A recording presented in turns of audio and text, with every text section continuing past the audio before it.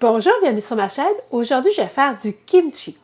Donc, du kimchi, c'est une lactofermentation coréenne faite à base de chou chinois.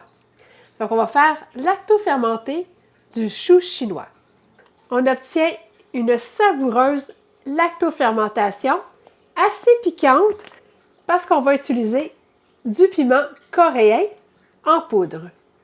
Donc ça va donner une lactofermentation épicée.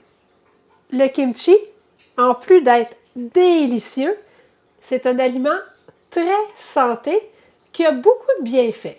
Le kimchi va contenir des fibres, donc des vitamines du complexe B, de la vitamine C, de la bêta-carotène et plusieurs autres. Et puis, grâce à la fermentation, le kimchi, c'est un aliment vivant, donc qui est rempli de bonnes bactéries lactiques qui sont des probiotiques. Donc ça permet d'amener des bonnes bactéries dans notre microbiote. Et puis un autre avantage de la fermentation, c'est que ça va réduire les glucides qui sont présents dans les légumes. Donc le kimchi là, va être très faible en glucides. Donc c'est vraiment là, un aliment santé. Si vous voulez en apprendre plus sur l'alimentation cétogène, allez visiter mon site ketosantéplus.com. Vous allez aussi y retrouver plus d'une centaine de recettes. Donc, je m'installe et je vous reviens dans quelques secondes.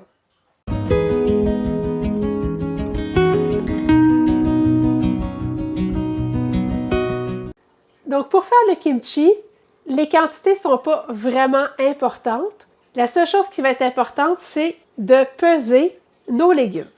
Donc, on va avoir besoin d'une balance parce qu'on veut ajouter 2% de sel. Donc, pour connaître la quantité de sel à ajouter, il faut absolument connaître le poids de nos légumes. Donc, je vais avoir besoin de chou chinois, de daikon. Donc, le daikon, c'est une forme de radis asiatique, un oignon jaune. Ici, j'ai environ une cuillère à soupe de gingembre et puis 2 gousses d'ail émincées. Le piment coréen, de la sauce de poisson, de la ciboulette à l'ail. Vous pouvez aussi utiliser de l'oignon vert. J'aurai besoin d'un grand bol, un pot maçon avec une large ouverture, ou vous pouvez aussi utiliser un pot le parfait, donc avec un anneau en caoutchouc. On va avoir besoin d'un poids pour s'assurer que nos légumes sont toujours submergés de liquide. Et puis, c'est important que les légumes ne soient pas en contact avec l'air. C'est aussi intéressant d'avoir un couvercle qui permet au gaz de s'échapper. Ça, c'est une bonne idée si on utilise le pot maçon. Si vous utilisez un pot le parfait, l'anneau en caoutchouc permet au gaz de s'échapper. Puis je vous conseille aussi d'avoir des gants. On va devoir masser le chou chinois avec le piment. Donc, juste pour éviter de vous brûler les mains avec le piment, je pense que des gants, c'est une bonne idée. Pour faire une lactofermentation, on lave tout simplement les légumes à l'eau, mais il ne faut surtout pas trop les laver. Donc, on ne va pas utiliser de savon à légumes ou les faire tremper dans du sel ou encore, comme je vous ai déjà montré, dans du peroxyde alimentaire, parce que c'est les bactéries qui sont à la surface des légumes qui vont permettre de faire le processus de fermentation. Donc ici, je vais juste enlever les premières feuilles.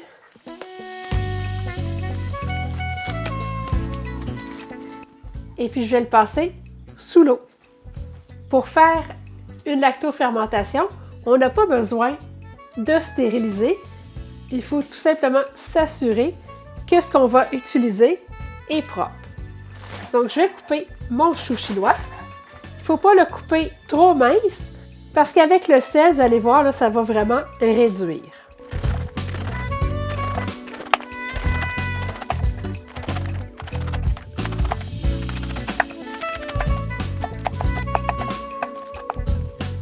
Je vais mettre ça dans mon bol.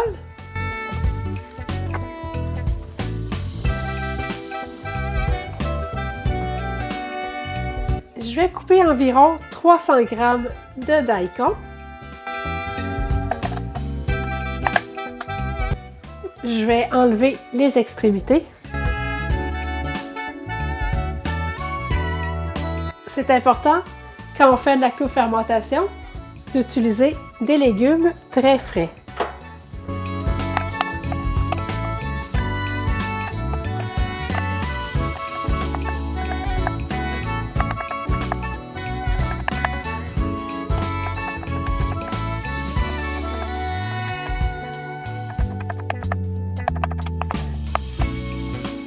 Celui-là, j'ai décidé de le couper en morceaux.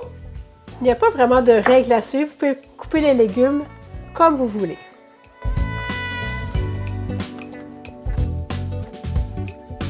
Et puis, celui-là, je vais le râper.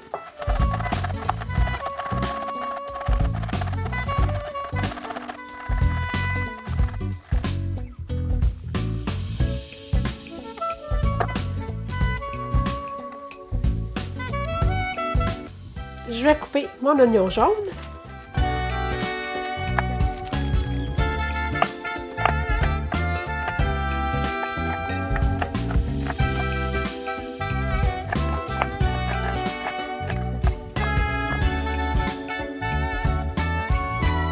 Environ 200 g de carottes.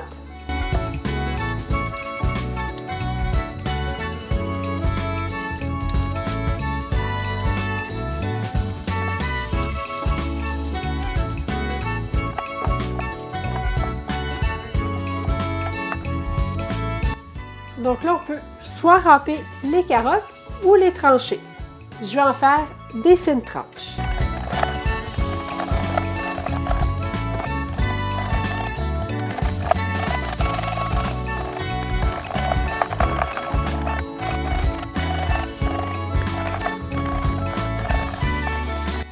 Donc, je fais des fines tranches et puis quand ça devient trop difficile, je termine en râpant.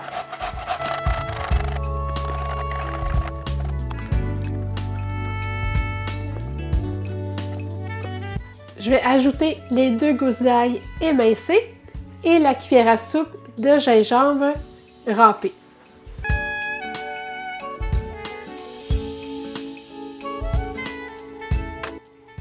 Je vais peser mes légumes. J'ai 1200 g de légumes, donc je vais ajouter 24 g de sel. Je vais ajouter le sel à mes légumes. Je vais mettre environ 15 g de piment coréen.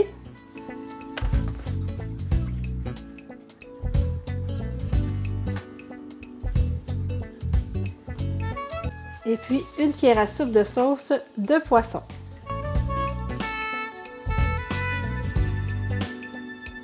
Et puis ma ciboulette à l'ail ou les oignons verts, on va les mettre juste avant de mettre le kimchi en pot.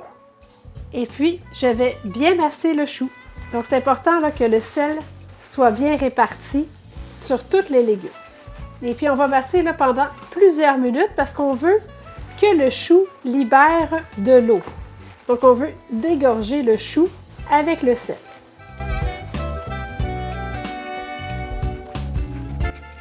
Donc, la seule règle qui est importante à suivre, c'est la quantité de sel. Sinon, vous pouvez couper les légumes comme vous voulez.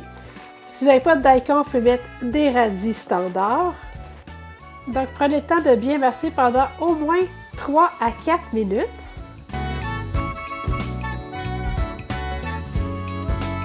Je vais laisser ça reposer pendant au moins 15 minutes. Je veux vraiment là, que le chou libère le plus d'eau possible. Après 15 minutes, si je presse mon chou, voyez-vous, là, il y a du liquide qui sort. Donc ça, là, ça veut dire que c'est prêt. Je vais ajouter ma ciboulette à l'ail.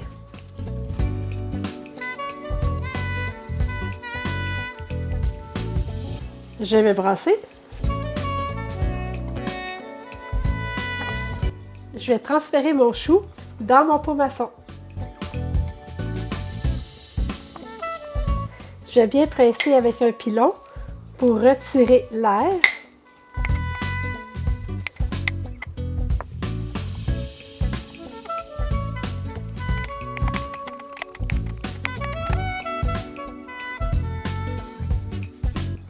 je vais mettre mon poids parce que le chou ne doit vraiment pas être en contact avec l'air.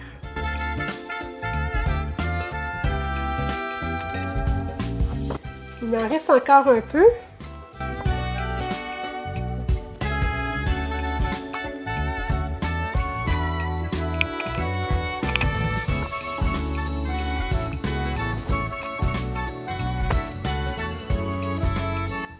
Mon pot ici est vraiment bien rempli. Ça va être important de mettre une soucoupe en dessous parce qu'il y a un risque de débordement. Que celui-là ici, il est plein à peu près à la moitié. Donc lui, il n'y a aucun risque de débordement. Donc là, on va laisser ça température pièce pendant 2 à 3 semaines. Donc plus que vous allez laisser la fermentation se faire longtemps, plus le goût va être vinaigré. Donc moi, normalement, après 2 semaines, j'arrête la fermentation. Donc quand vous décidez d'arrêter la fermentation, on met tout simplement les bocaux au réfrigérateur. Et puis au réfrigérateur, là, ça va se conserver vraiment là, très longtemps. Mais une fois que vous allez ouvrir le pot, ça va être bon environ 1 an, toujours au réfrigérateur. C'est important de toujours utiliser des ustensiles propres. Si vous prenez du kimchi et puis qu'il vous en reste, on ne remet jamais les restants de kimchi dans le pot. Vous pouvez mettre le kimchi dans une omelette ou pour accompagner un repas protéiné. Donc moi, j'aime beaucoup manger le kimchi avec une galette de bœuf haché. Avant de vous parler des valeurs nutritives, faites-moi un thumbs up si vous aimez la vidéo. Pour un quart de tasse de kimchi, donc 40 g, ça va contenir 0 g de lipides, 1 g de glucides nets et puis 0,5 g de protéines. N'hésitez pas à partager la vidéo et si vous n'êtes toujours pas abonné à ma chaîne, n'oubliez pas de le faire pour ne manquer aucune nouvelle recette. Merci et à bientôt!